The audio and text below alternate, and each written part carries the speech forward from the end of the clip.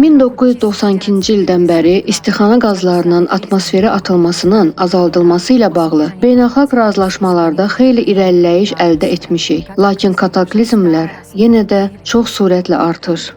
Kimsə görülən səylərin yetərli olmadığını deyə bilər. İqlim dəyişikliyi ilə mübarizə artıq 30 ildən çoxdur davam edir. Bəlkə biz hər şeyi nəzərə almamışıq. Bəlkə biz planetimiz və iqlim sisteminə təsirimiz haqqında hələ kifayət qədər bilmirik. Gəlin bu haqda düşünək.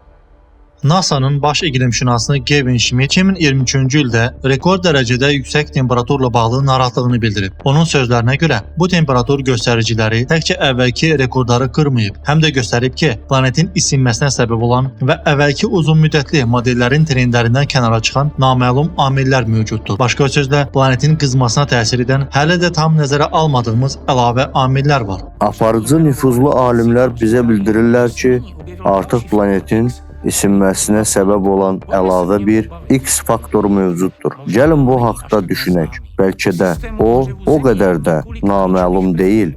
Yer kürəsinin qızma sistemində bir neçə əsas element mövcuddur. Bunlar günəş, istilik qəbul edən səth və istixana qazları ilə zəngin olan atmosferdir. İstixana qazları bizə artıq məlumdur. Günəş sabit bir istilik mənbəyidir və fəsillərə görə müxtəlif bölgələrə fərqli miqdarda enerji göndərir. Biz artıq atmosferin istiliyə necə təsir etdiyini bilirik. O halda, bəlkə də yerin əlavə isinmə faktoru onun səthində gizlənir. Bəs yer səthinin ən böyük hissəsini nə təşkil edir? Dünya okeanı yer səthinin təxminən 71%-ni örtür və planetdəki bütün suyun 97%-dən çoxunu özündə cəmləşdirir. Okean heyrətamizdir. O bizim həyatımızdır. O bizə oksigen verir və milyonlarla canlının yaşayış məskənidir.